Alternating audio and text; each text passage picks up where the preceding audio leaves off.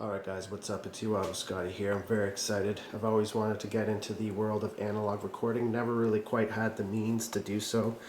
But I have, through my Facebook Marketplace scouring or searching, I have hit the jackpot here with this machine. And also got the matching board that goes with this. This is the Fostex 350 recording mixer with the optional meter bridge, model 3060. And that's a huge deal that has this matching board. This is the board that in the manual is designed to work with this specific machine. This is a Fostex A-8LR version. So Fostex made an A8. You can see it's the A8LR. It's got the Dolby C noise reduction circuit in it. Now the A8, you could only record on 4 tracks at a time. So that was an earlier model. This is a later model, sort of an upgraded version of this. This is the A8LR. Not sure what the LR stands for, but on this version you can record on all 8 tracks at one time if you want to. Now, something that's kind of weird about this LR version is that this was sold in 2 configurations, in a 7.5 IPS version and a 15 IPS version. The original A8 was only 15 inches. Well, it was only sold in the 15 inches per second. Now, I'm not sure why they would lower the tape speed for a later, presumably upgraded version of this. But anyways, that's what they did, and I don't see in the manual that there's any way of telling which version of the A8LR you have. There's nothing in there that says there's any way to distinguish between the 2 versions other than just pressing play and looking at how fast the reels are going, which we will do right now. And that to me, just by sight, looks like definitely 7.5 inches per second. It seemed to me that if it was 15 it would be a lot faster. But the transport works. Everything works on this machine. You see we've got a pitch control here. Rewind works. Fast forward works. And of course play works. Everything works as it should. This machine was originally started being in production in 1981. So just we'll have a little look around here. Let's have a look at the back.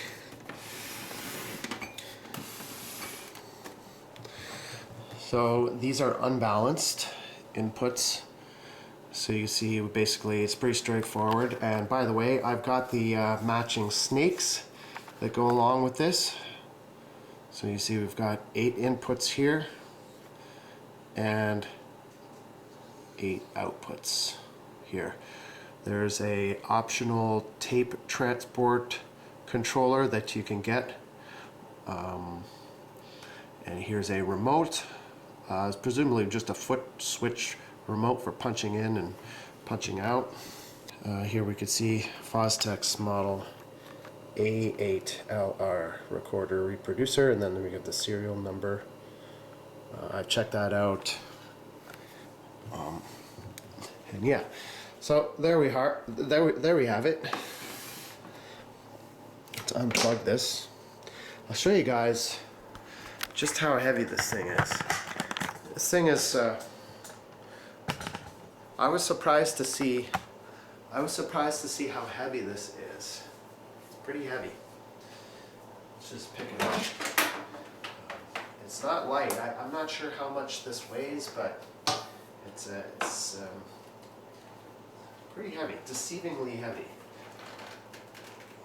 So yeah, it's like a little boat anchor. I don't know, I'd say that's at least 35 pounds, maybe even 40 pounds. Like it's I'll check on the weight on that, but it's heavy. So it's got some substantial components in there. I like heavy. It usually means it's made well. So anyways, that's that.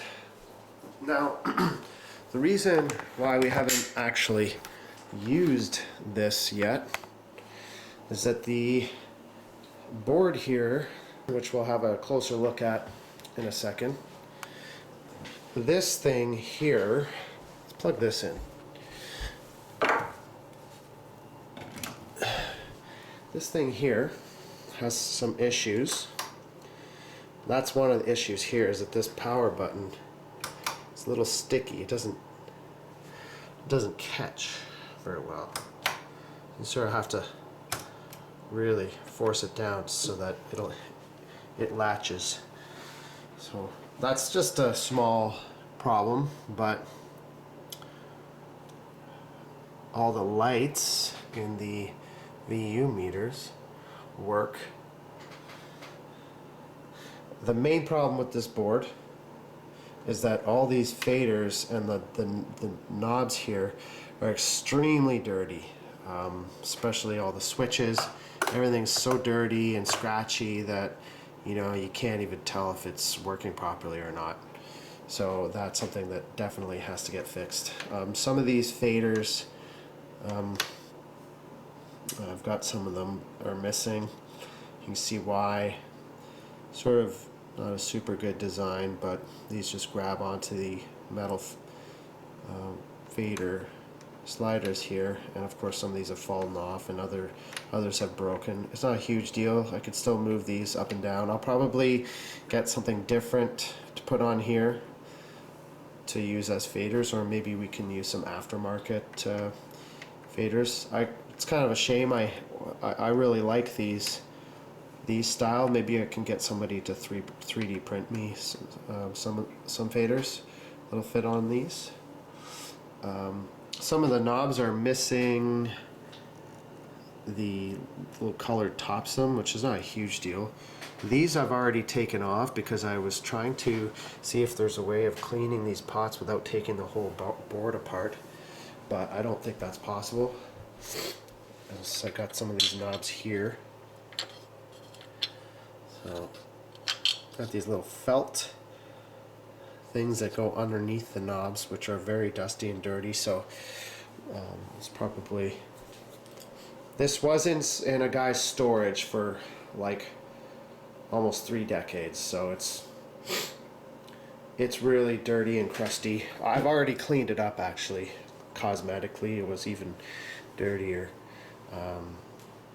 But it's not too dirty cosmetically now, but inside it's not really usable at this point. So we've got to get this board all apart and take it all apart, clean up all of the knobs, clean them out with the tuner control lubricant, lube everything up, all the sliders, so that this can work properly with that, and then we can get right into presumably some analog recording. This board is fairly complicated too.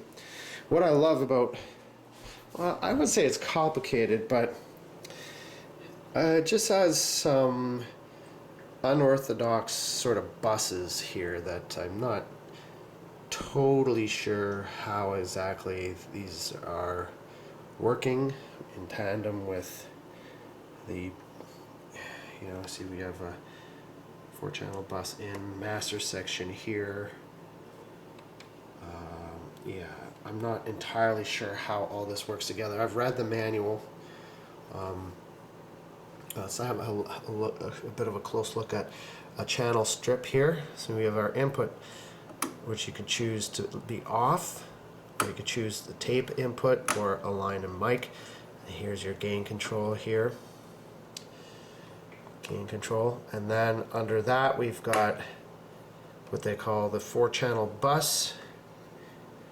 You can choose A, B, and then use the pan control to send this to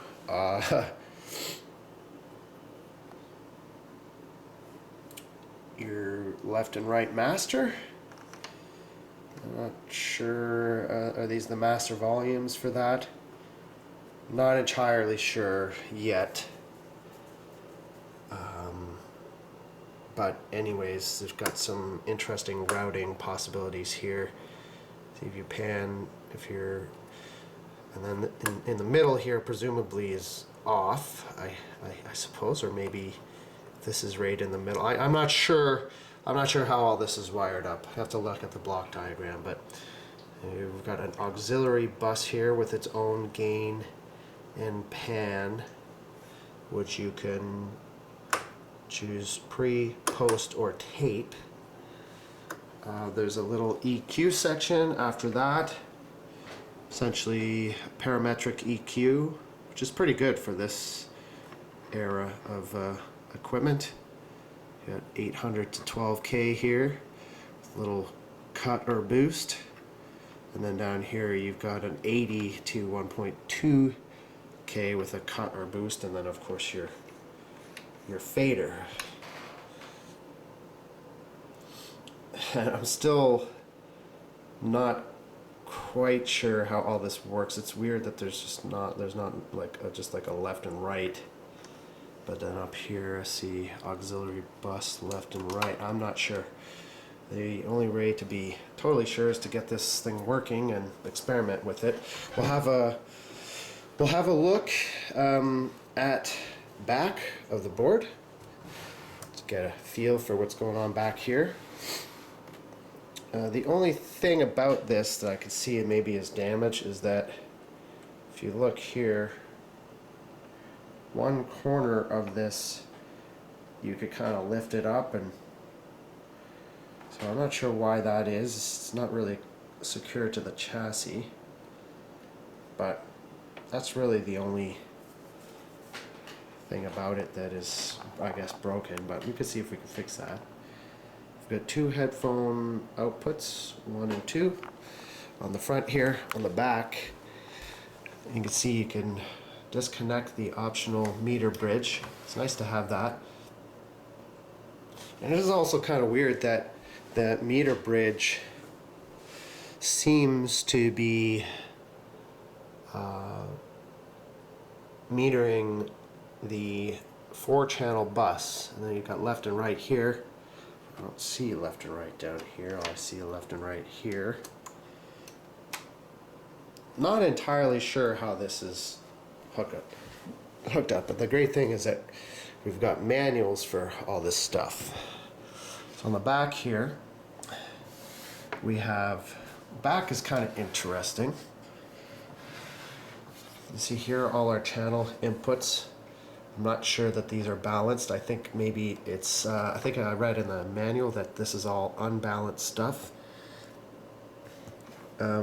Here, sort of hard to see, not much light, but you see we've got a Fostex jumper on each channel that what I've discovered is basically your insert on that channel. They don't call it an insert. It says ACC, which presumably stands for accessory, I think.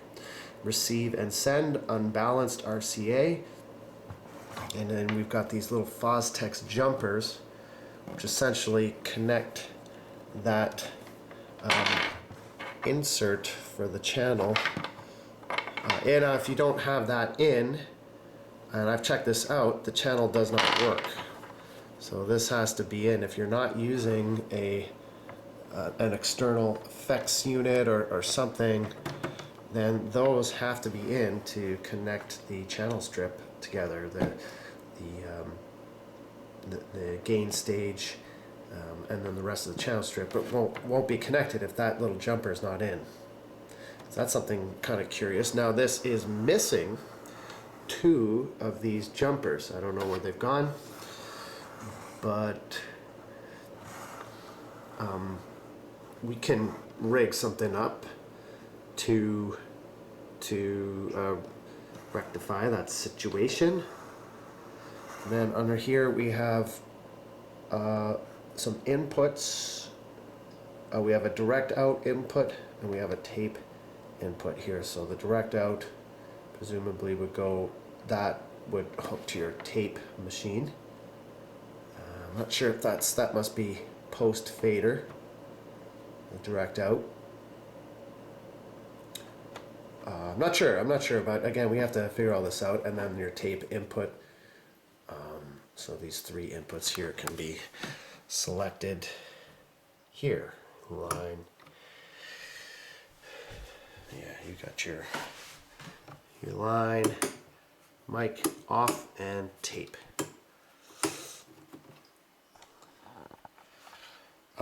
So let's see, what else do we have here on the back?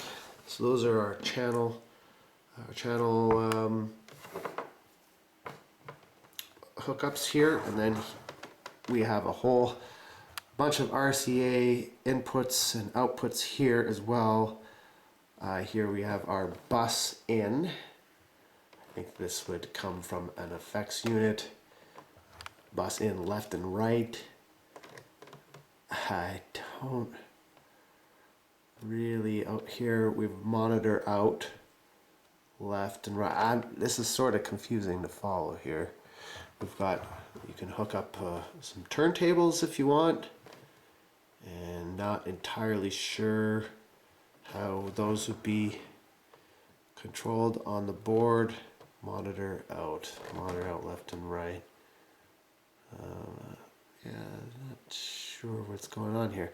Sort of a little confusing, and then of course your meter bridge can be hooked up and unhooked through this. We're gonna have to, so it looks bus out left and right. That seems to be your main output right there.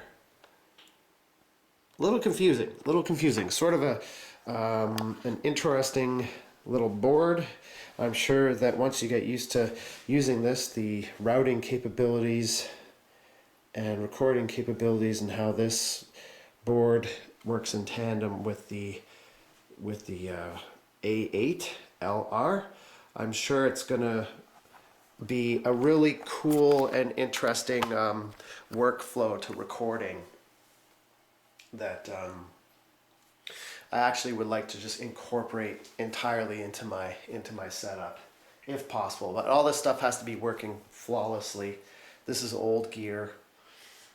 For me to be able to, use this, I've already listened to music through this board here, and even just listening to music sounds really, really different. And it's got a real old school headphone amp in it that has no limiting whatsoever to speak of on it. So, just like the old days where you could decide whether or not you want to just blast your ears with headphones. I love it. I love that. So anyhow, that's what we're doing today. We're going to take this whole thing apart. We're going to get in there, take this whole thing apart, and see if we can fix it up, clean it up. I've got some fresh can of tuner control lubricant. We can use the whole thing on that if we need to. But this is going to be a big job. I'm not sure if it's even going to be possible, but we're going to take this thing apart. I'm sure it's not going to be easy, but we're gonna try. One of the great things about Fostex that I love, you see the beautiful snow falling today. It's a beautiful day out. I'll have to get out there with the blower, and so I've already been out for a walk today. But one of the great things that I love about this Fostex company, which is apparently a Japanese company, is that if you go to the Fostex website, which is still very much active, you got all the manuals. So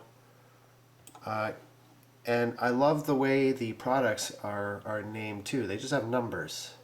So you can see, you can go down here and find the A8, which would be here somewhere. I've had some of these other units too. I've had the D1624 and the 2424, and I've actually got a couple of videos of those machines on my channel. I wonder where the A8 is. The A8 is right here. A8, A8LR. So we just click on the manual and it'll come right up. Download the manual. Download. Okay, and there we go. A8 and the A8LR. There's your manual, all the specs. Well-written manual. There's even there's block diagrams. There's even like a procedure on here for text for aligning the aligning it, which is a process that I don't really fully understand just yet. But there's a whole procedure here for alignment of. Yeah, look, these are real old school manual function of the control circuits. It gets right into it, you know, right down to, yeah, even here shows you how to take apart the bottom of the unit for, and there's some, just everything about it. Look, tension increase, there's a lot of like little adjustments here, and it gets right into it. Look. Here's a whole parts list, some different circuit boards. I mean, it's a very extensive manual. There's information in this manual that is just crucial. So I'm glad that we have that. If we go back here, we can actually find the manual for the 350 mixer that goes with it. Which is great. So here we go, Model 350 recording mixer. That's what it looks like without the meter bridge. And this is a crucial resource right here. I've already read most of this manual. Some parts of it are still pretty confusing. You see all the jumpers here. And it clearly states in this manual that it's to be used with the A8 tape machine. So we can see here, here's the A8. It shows you different configurations, whether you're using it, like for instance here it says PA applications. We show you some different configurations there, and then recording situations. You know, there's look at this, you got a jingle machine, I don't know, echo unit, couple turntables here, DJ, announcer, microphone. I mean, there's this. I have a feeling that once you get to know this particular board, that the routing capabilities are going to be really good, and I think this is actually a really versatile piece of equipment. So I really want to get this stuff. I really want to get this stuff working and in good working order. Right now it is not in good working order. Let's get a fresh can of tuner control lubricant. We're likely going to go through an entire can. What do we got? Oh, okay, here we go. Yeah, fresh can of this stuff. MG Chemicals 401B Neutral Control Cleaner. I've got some Radio Shack style. What's this? Next Tech Tuner Control Lubricant. That works too. It's pretty much the same stuff. I've heard of people making their own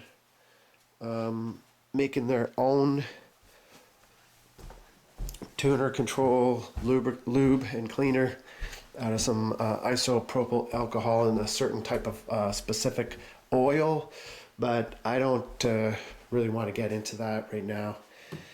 Let's crack this thing open and get into this. I think this is going to be a really big job, so let's get right into it.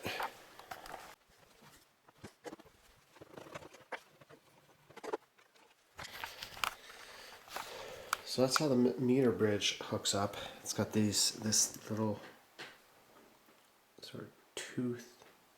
It's got this little tooth connector here, which fits into that. And we've got this fastener here, which allows you to orient the meter bridge in a variety of different orientations. This one over here has been damaged slightly, but it still works. Just have to remove it carefully.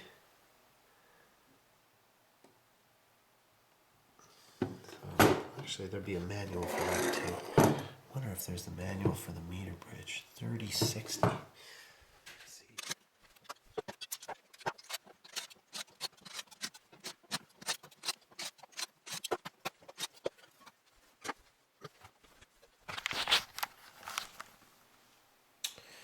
Alright, we've got the back cover off here, and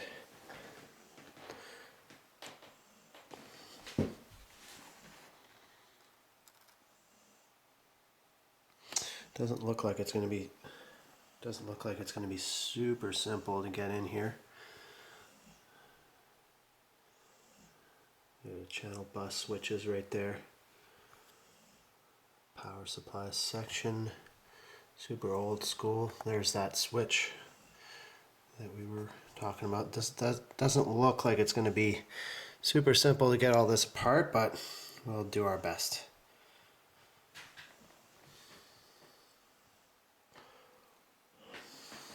Not sure what these screws here do. Looks like some standoff style screws, but let's just start taking stuff apart and see how we do here.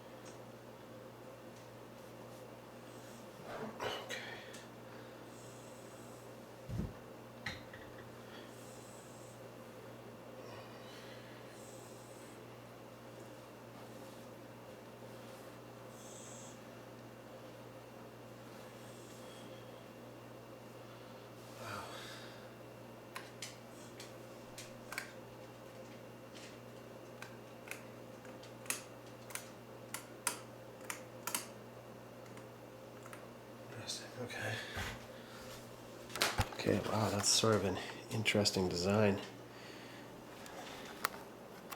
These little... You coming to help?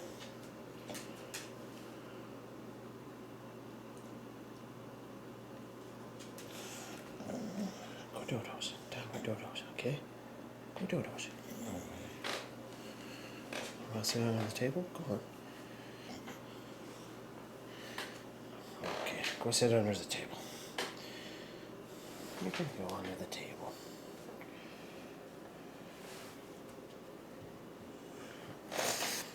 This is sort of interesting the way this comes apart. It seems like this has a metal chassis, some delicate 8 LEDs here, some debris in there. Interesting. We've got these style fasteners here, which there's some threads in these metal parts that seem to somehow attach.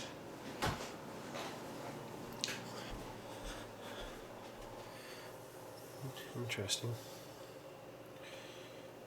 There's a whole like plastic top to it, just all one piece. It's really cool.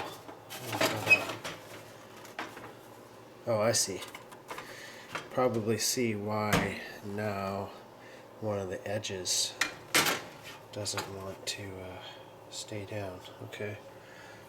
You see, we've got some threaded standoff here, and curiously there are two each. You see on this end here that one is snapped off. So that's why this corner here is lifting, but I wonder if I can't just screw it in a different hole. That would fix that problem. Seems like they're oh, I see, here's where these stand off go. That's not much holding this top on. Doesn't seem like that would be very secure, but anyways, that's how this works. That's how the circuit board is connected to the top here, which I like because it's pretty easy to get apart. I don't see any reason why I wouldn't be able to use a different one, like this one over here. Maybe I could just screw that in and start some threads on that, and that should work. Maybe that's why they include two, just in case one breaks. Not really sure. It looks like it's fastened down into 4 corners, and then 2 right in the middle here.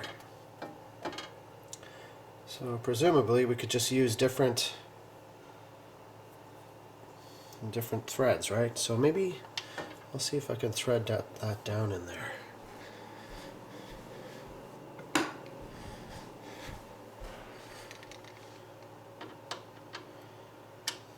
See if I can do this with one hand. I don't see why not. That seems to be going in just fine.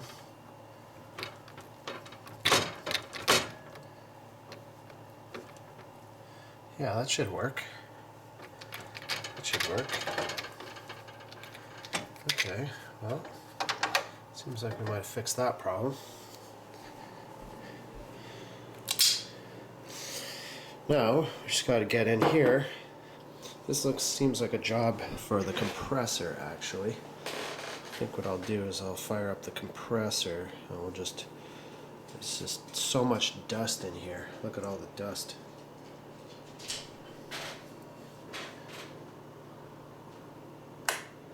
I wonder if these come off. No.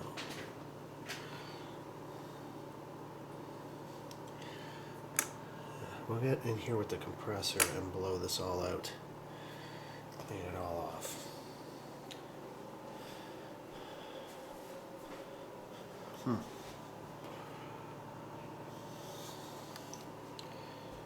This is interesting. Nothing is actually connected to that top board there. It's just all one piece.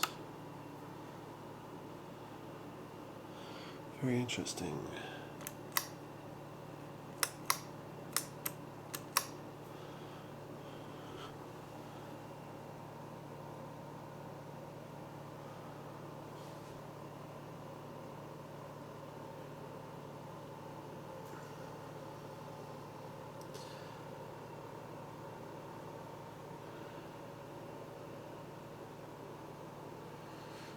Okay. Yeah, I can kind of see what's going to have to happen here. In order to get in here, I'll take all the knobs off. This whole back panel comes off with these, seems to come off anyways, with these 3 screws here. And then in order to get this metal, because what I have to do is get this metal thing off of here to access the components. Seems like there are some screws here, maybe for the power supply section, but it looks like 2 screws here. Obviously all the bolts for the pots holding that on. So it seems like if I was just to take off all those bolts, should be able to, okay, there's some screws here as well. Let's just start taking things apart and see what happens.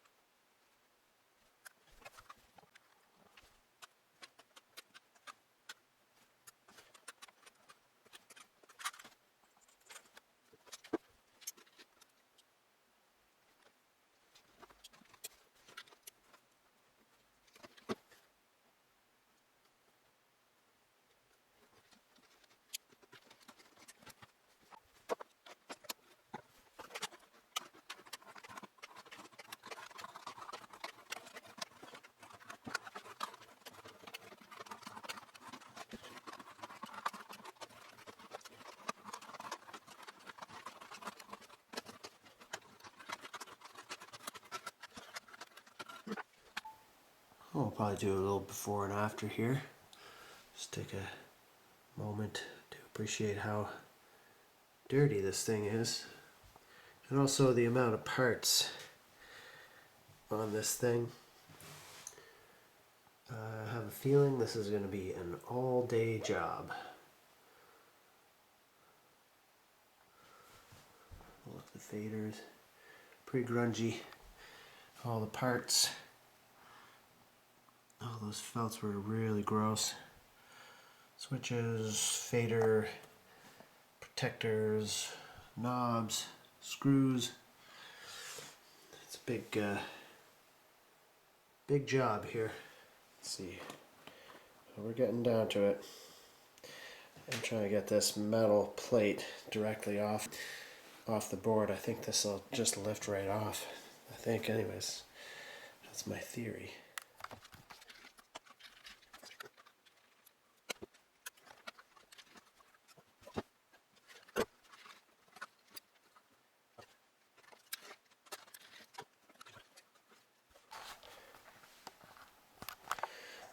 It looks as though this entire circuit board and power supply and everything's going to just all come out without having to disconnect anything. This is all loose now. The board. So this looks like this would all just come out at once. So I'm going to try and lift this out gently. The trick is just to try not to break anything, I think. Got the fasteners for the power supply section right here.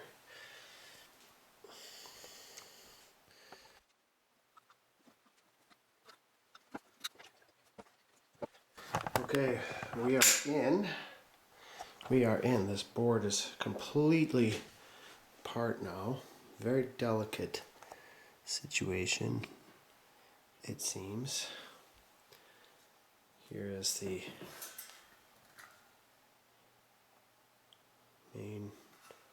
one of the main housings. Oh, there's a caution for continued.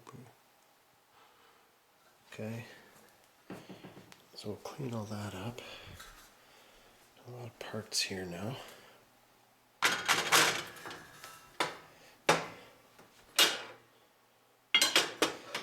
It's going to be a long day. Let's settle in.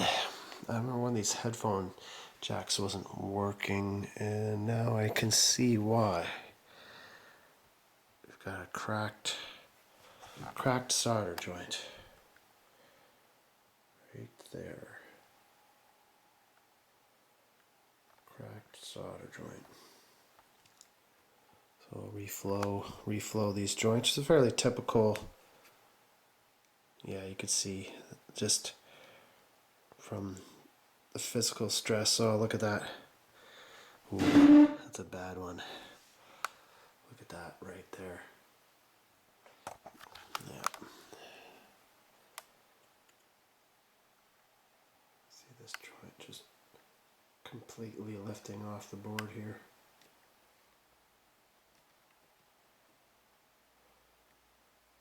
So I'll have to I don't know if I can fix that.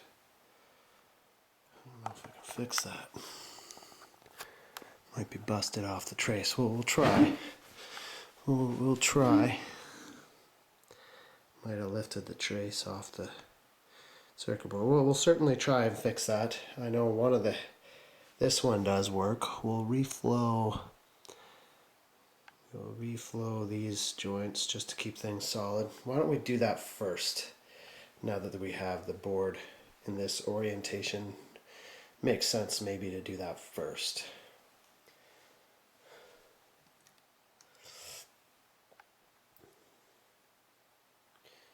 Be a little tricky to deal with this in its current situation. We'll see if we can sort of maybe unhook some of this stuff, maybe make things a lot easier. Okay, we've got a little bit of a mayhem, chaos in the kitchen here at the moment. You got parts everywhere.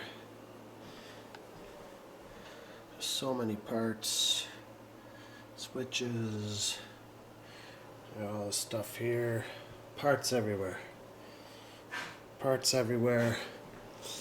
I'm having second thoughts on whether or not to take this into the garage and blow it out the compressor.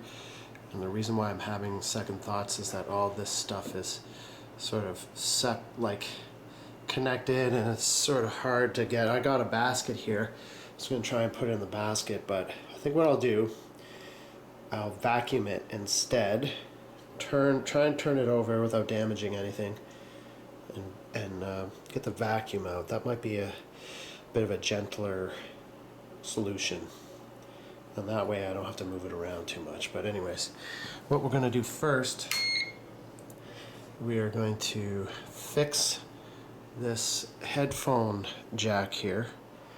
Looks like both of these are cracked, slightly cracked. You can get that to focus. Just see ever so slightly some hairline cracks, and that is the physical connection. Sort of secures that headphone jack onto the board. And over here you can see it's cracked, and that these two joints, this one is fully broken off and this one's about to break off here. And if we move that around physically, you can see that moving around there. So what we're going to try and do, actually this camera can see better than my eyes can. I'm going to try and fasten that back down, hoping that that hasn't disconnected itself from the traces, but we'll do the best we can. Hopefully we can repair that headphone jack. And we've got our soldering iron here, Pace MBT. Let's see here, channel. What was it? 600. It's a little hotter here. It's a bigger.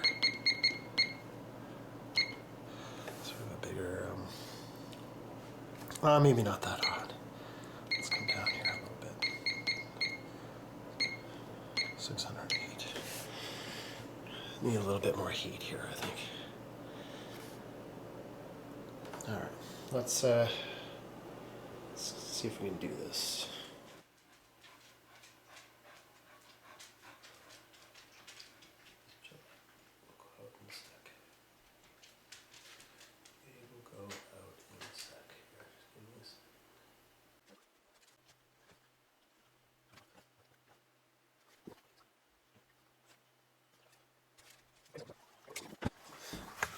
Let me get you some water. Okay, I think we did a good job of that. So I get Caesar some water here. You want some water, huh? Yeah, it's dry. Try to do this one. 1 second. 1 second, Z. Caesars. Give me a sec here. Come here. Zoe, look. Come here. Look, God, you got some fresh water. Oh, that's nice. Then we'll go outside. We'll have a little break. Yeah, we'll go outside. Okay, give me a sec. 1 second. Okay, let's go. Come on. Pee-pee time.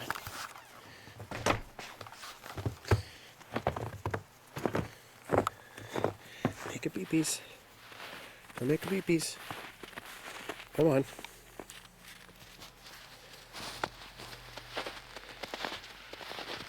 Good girl. Good girl, Zolzers.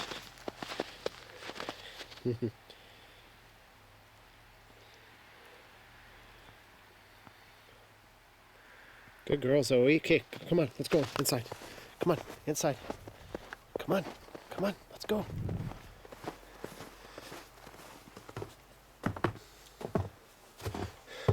Come on. We'll come up back outside later. We'll play. I promise. Come on inside. Come on, let's go.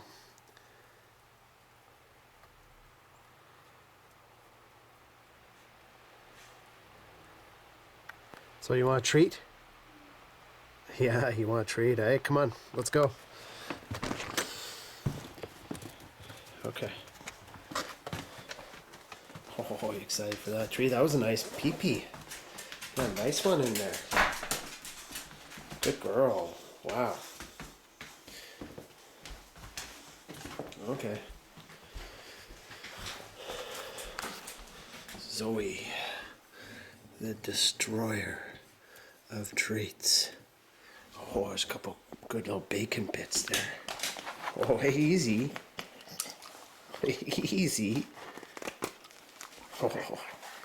Okay, there you go. There you go. That's it. That's it.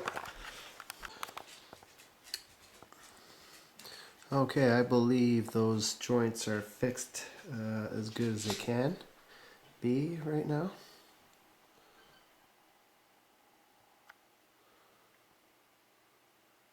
Not the cleanest job, but I think it's pretty good. I reflowed these as well.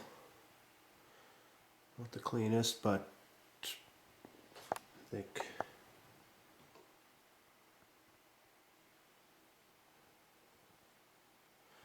pretty okay.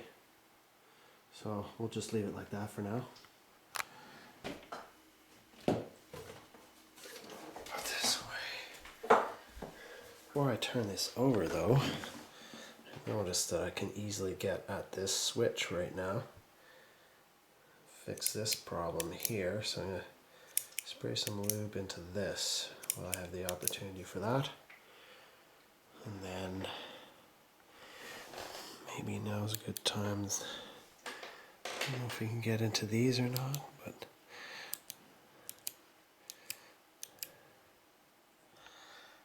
seem to be sealed. Anyhow.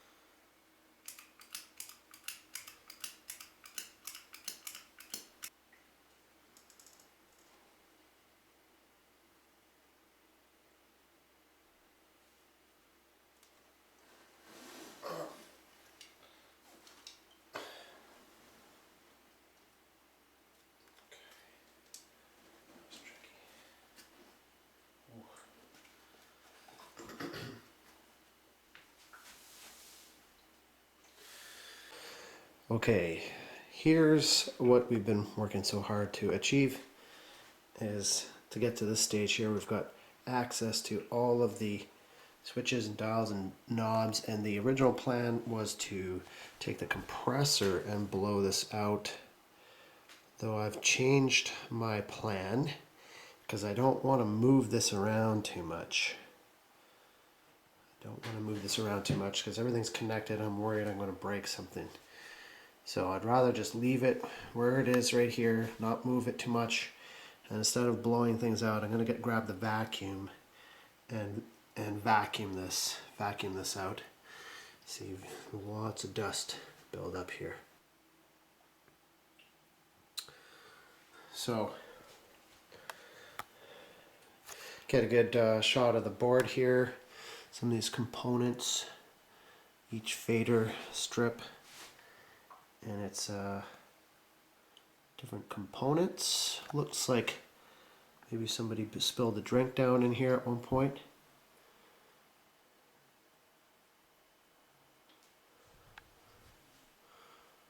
And in the master section, looks like we've got some op amps here. We've got a JRC, a couple JRC. What do we have here? I'll just take the opportunity to check these caps too. All the caps look to be in good shape.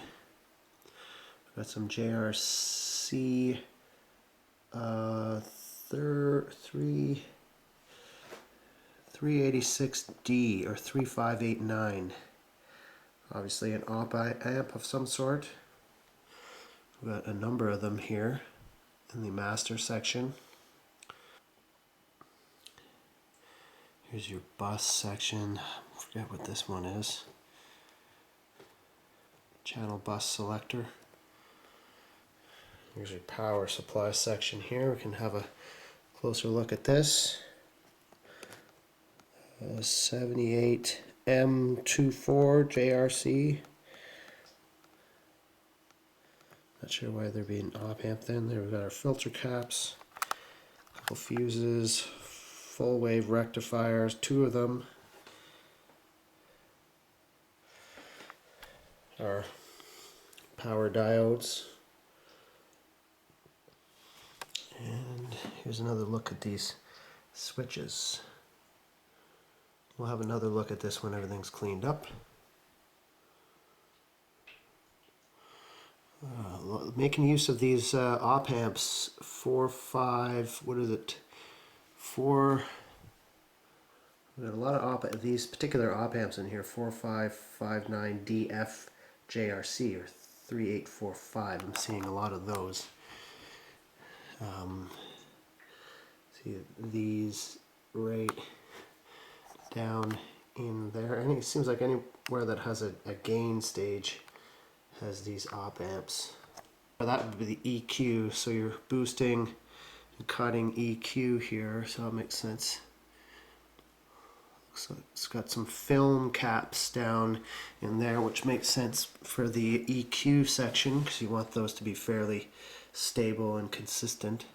So small little film caps down here. See it better from this side.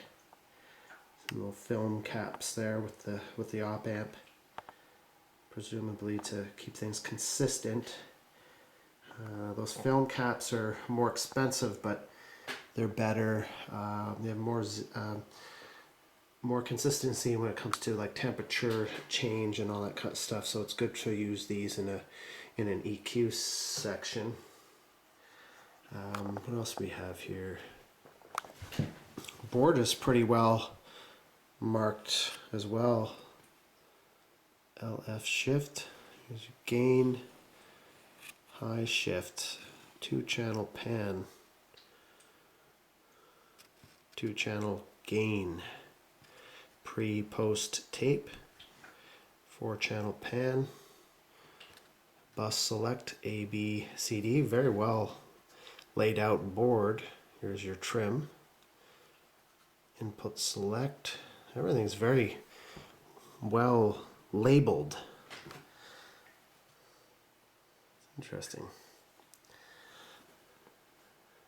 Have all our inputs and outputs here, which seem to be not super secure, but it's okay because they're not. They don't have solid traces. They use these ribbon cables, so they've got a little bit of give in them, so it seems to be okay. Let's clean this up and then have another look at it. Diode 101. Fostex. Let's clean it up and then have another look. Oh, just a proprietary power supply or transformer here. Fostex A-8LR DKGY100. Got a cap on this power section here, and I've already lubed up that switch. Let's get the vacuum.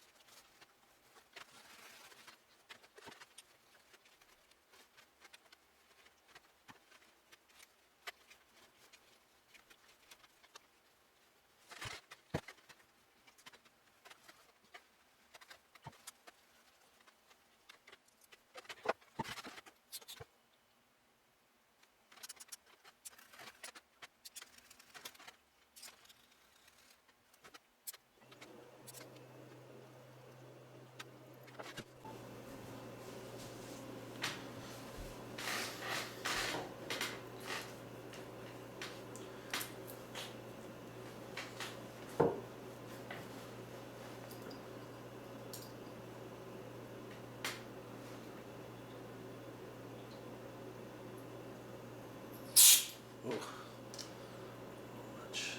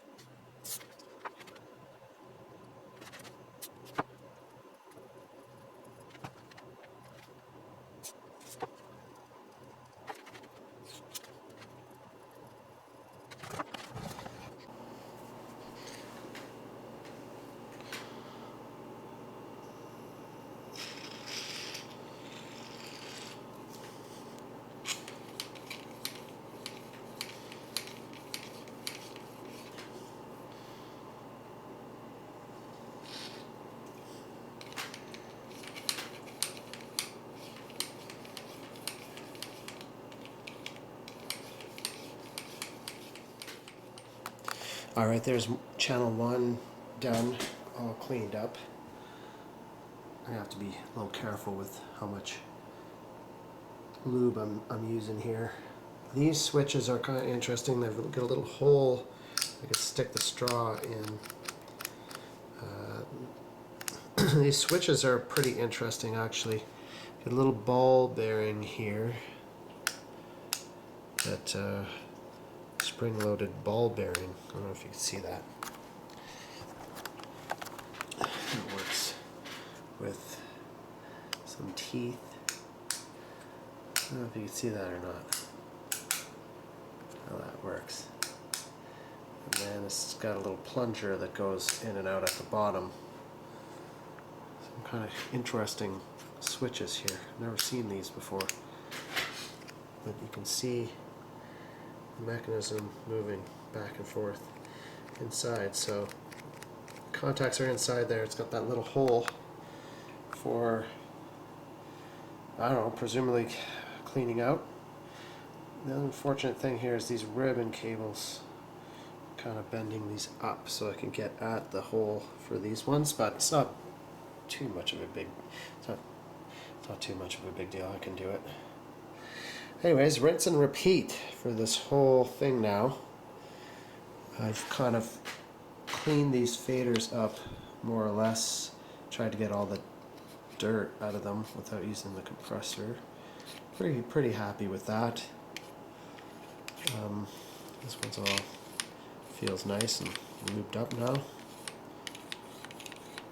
The faders, I don't know if the faders need much. Anyhow, I'm just kind of curious things about these faders. They are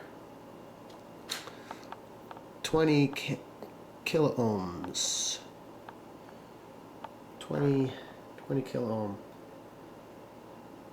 faders. And then over in the master section, looks like we've got 10 k ohm fader. Bigger, sort of a bigger construction here, over here. Some other curious things to note is that a lot of these pots, with exception of a few, like this one, these are detented boost or cut pots, and this lug here is purely just for a mechanical connection. They're all pretty solid, but a lot of these are double acting pots, so they have two wipers in them, and I thought that originally this was maybe just for a physical connection to the circuit board, but the more I look at it, I realize that inside there I can see two little wipers going around, two sets, two stacks. So these are what, 50 k ohms pots. So yeah, we've got a lot of these double wiper pots on these channel strips, with the exception of just the top gain pot and down here. Oh, these two detented boost and cut pots here. So rinse and repeat. This is going to take a while, but we got channel 1 all cleaned out, so that should be ready to go, and we're gonna just get into it and put our heads down and get going.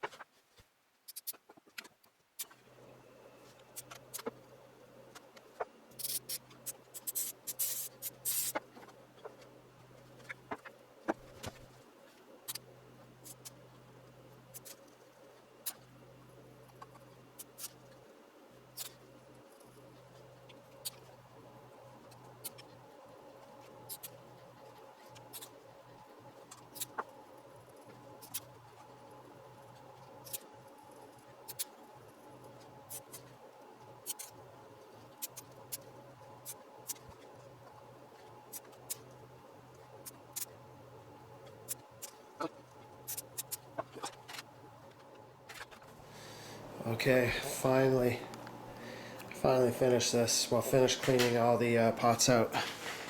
That was a lot of work.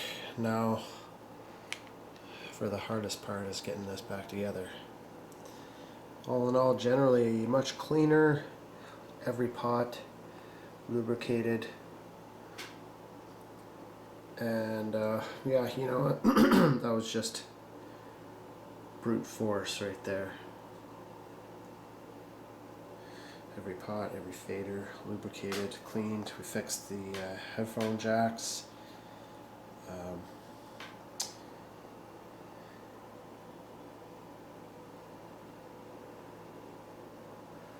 Yeah, it's a lot of work. So now we just gotta figure out how to get this guy back together. I think I'm going to take a little bit of a break here, maybe take Zoe out for a bit of a walk, and then we'll come back in. We'll come back in and we'll see about getting this thing back together. Of course, still not done. We still got to clean up some of the stuff here. These are kind of grungy. So I clean all these up. I find the knobs and stuff, the switches and these kinds of things, they're relatively clean. So, and those knobs. Don't really want to clean these and put these in water because I'm worried that the tops will fall off them. But anyways, they're not too bad. And then of course just kind of cleaning up the chassis parts here. Whew. This thing better work.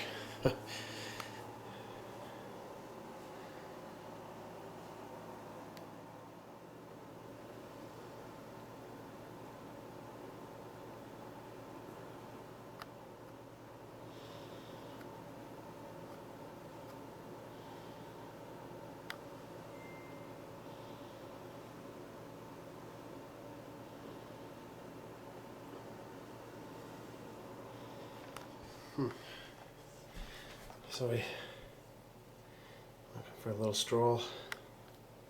Come on, let's go for a little stroll. Come on, let's go. Come on, let's go outside. That's a good girl. Oh, stretch it out, stretch it out. Okay, come on, let's go. Let's go.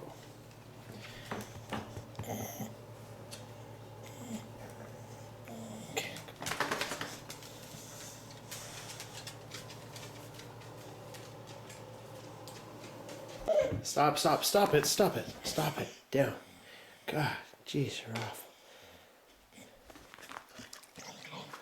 Okay. There's another one here.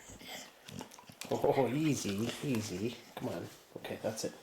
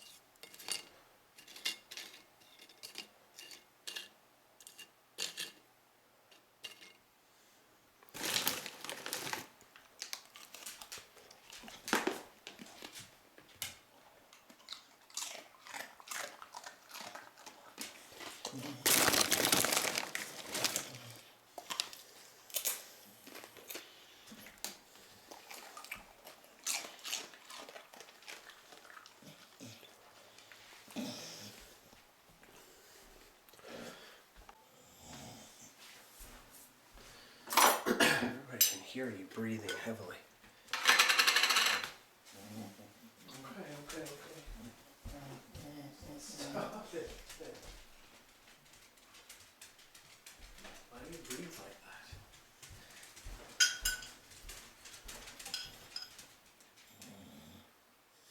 God, man. You're an awful beggar, aren't you? I suppose it's my fault. Definitely my fault.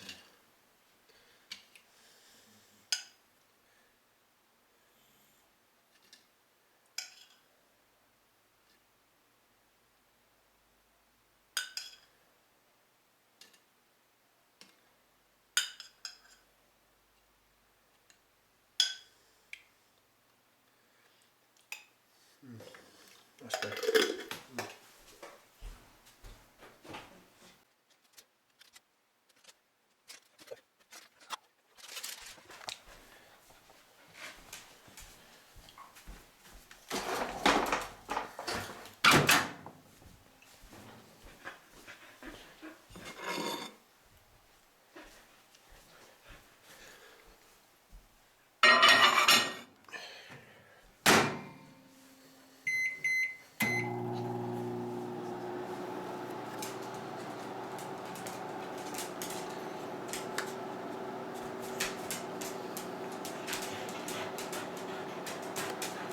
Stop, stop.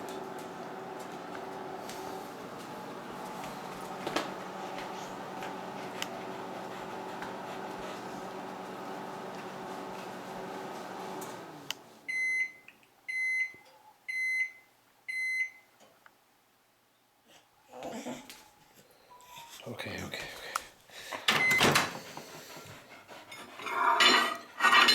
A little more.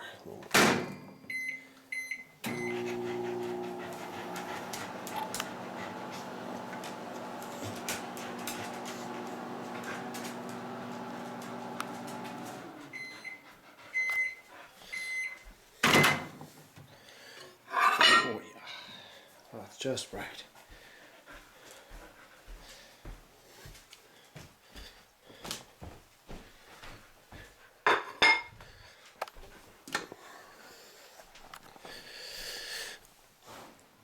Okay. Have some nachos.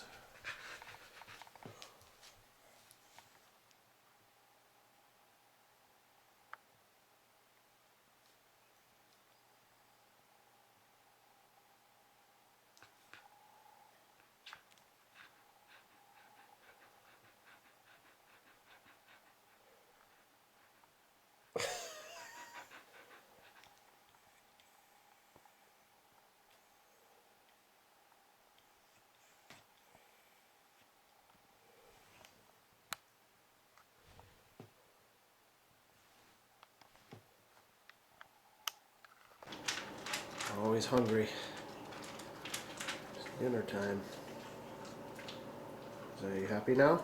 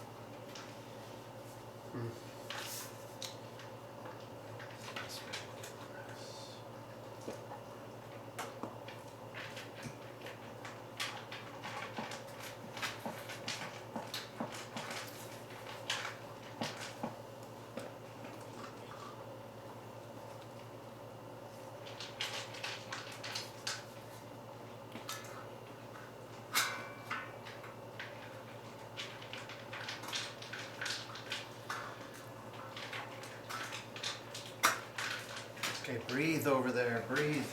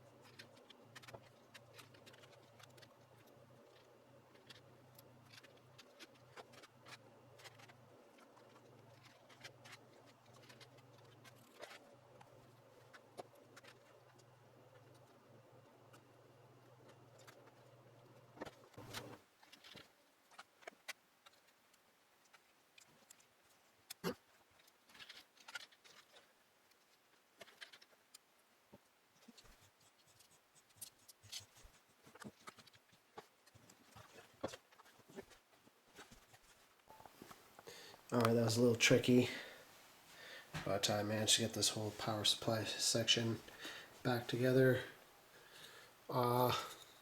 relatively easily, except I don't know how. I'm missing a couple screws. Who knows where they went, but I thought I was keeping track of everything really nice. Here you can see my headphone jack repair, which seems good. I don't know where these screws. Here's something interesting, a little afterthought. After it'd been put into production, somebody would have had to hand solder this correction in.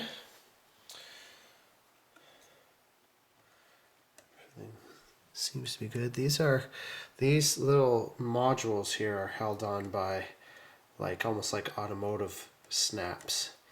So I mean, although they do move around quite a bit, there's not really much that can be done about that. And they're on these ribbon cables, so it shouldn't be too bad. Anyways, let's get this whole thing buttoned down. I think we can put some speed on now. There's some. On second look at it, there's actually looks like a couple caps here that would add it on after as well, maybe. Got an odd placement for that. Hopefully I didn't damage that. I didn't realize that.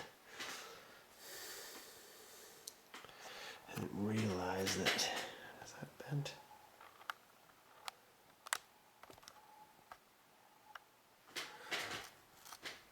I think it's okay.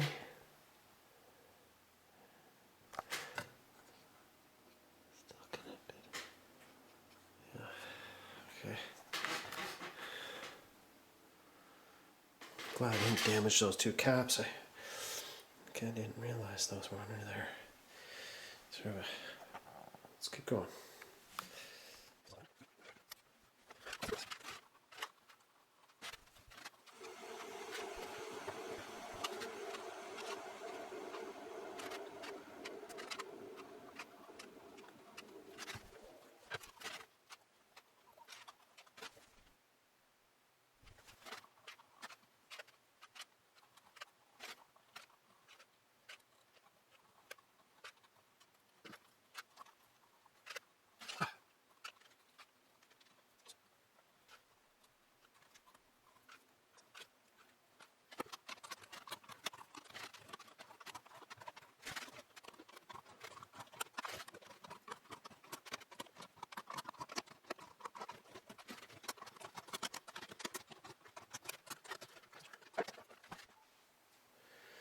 Okay, back together.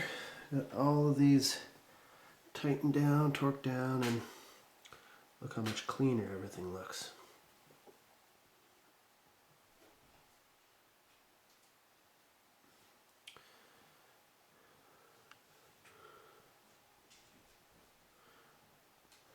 So we have to clean up. We just have to clean up some stuff over here. Clean up these knobs. Here, these go on before this goes on, and then all these grungy felt pieces. So we'll get right into that.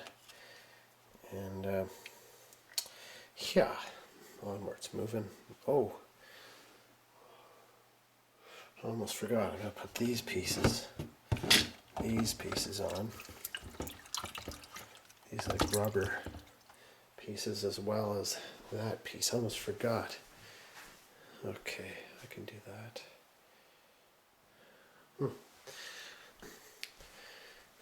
Okay, better do that first.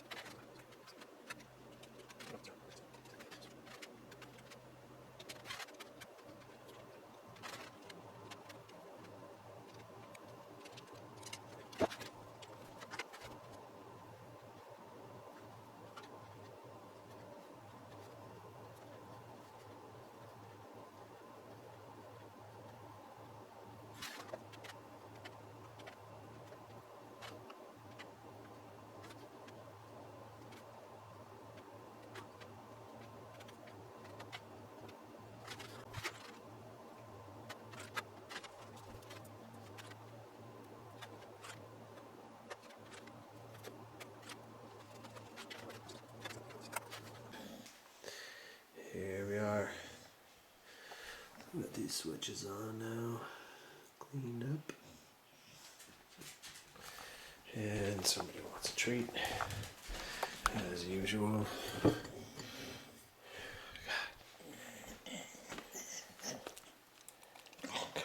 Okay, that's it, that's it.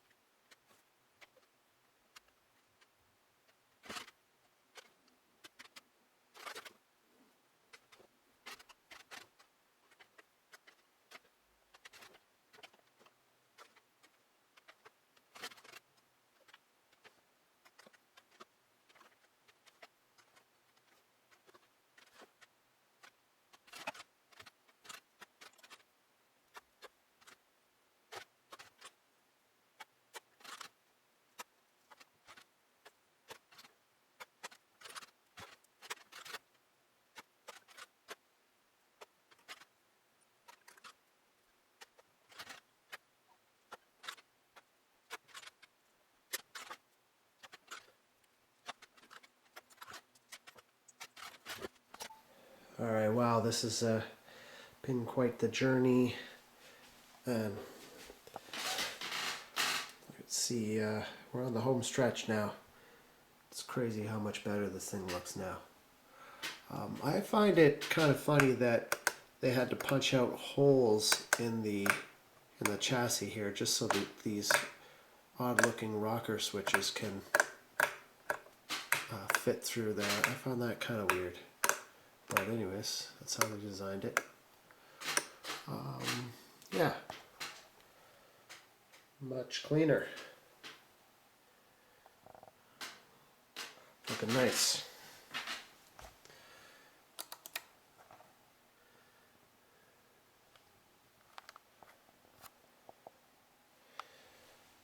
So let's keep going. You can see the light at the end of the tunnel here. And yeah, what do we got left? We gotta put put this back on, put all the knobs back. Some other little things here. Alright, let's keep going. I'm getting tired here. We've been at this for 7 hours now. Started at noon. It is now 7.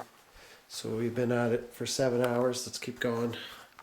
I'd like to complete this task today.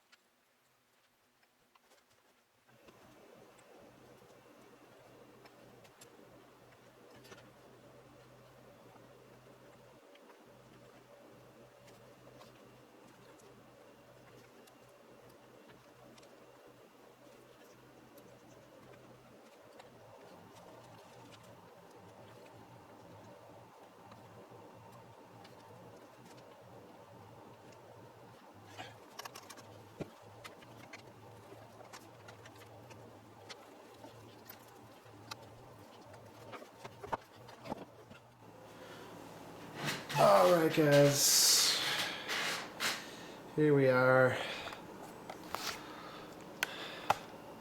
That was 8.5 hours of work, and I'm just about to fire this thing up. I'm sure Z would like to go out for another little stroll. That was a lot of work. I am not going to really hook this up and test it out today. I'm going to wait till tomorrow, so we'll wait for another video to do that. But anyways, it's plugged in. I made it so that the meter bridge was standing a little bit more upright, just to make it easier to plug stuff in the back.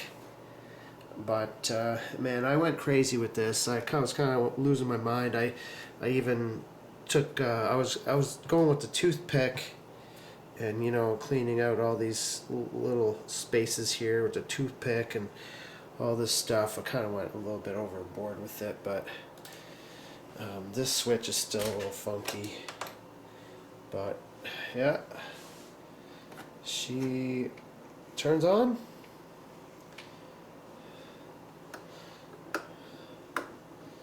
No issues yet. No magic smoke, anything like that. So I think this thing is going to work perfectly now. And all the problems, of course, we fixed this headphone output, and now this corner is solid. So a lot of the issues that it had, and it is clean. I mean, this is probably the cleanest Fostex 350 recording mixer on the planet right now. Probably the most functional too. So we just got to figure out what we're going to do with these faders here, in terms of getting parts that can do that. Stay tuned to You Are Scotty. Next video we are going to be firing this thing up, and hopefully firing it up with the matching reel-to-reel A-8LR. We're going to hook it all together, and we're going to get it set up in the basement. We're going to do some recording. And another cool thing about this is that I've just got a shipment of brand new 1/4-inch Ampex tape. So we'll have some new tape to try this out with. Should be fun. Should be fun. We'll stay tuned to the next video. We're gonna hook everything up and test everything out, see how she sounds. Hope you enjoyed that video, and see you very shortly. Bye for now.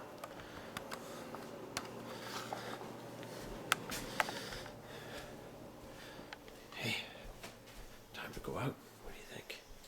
You want to go out for a little walk? You want to go out? Come on. Do you want to go outside? Okay. Even Zoe's tired. Even Zoe's tired. We're gonna call it a day here. That was a lot of work. We'll call it a day. All right. We'll see you guys. See you guys in the next video. Bye for now.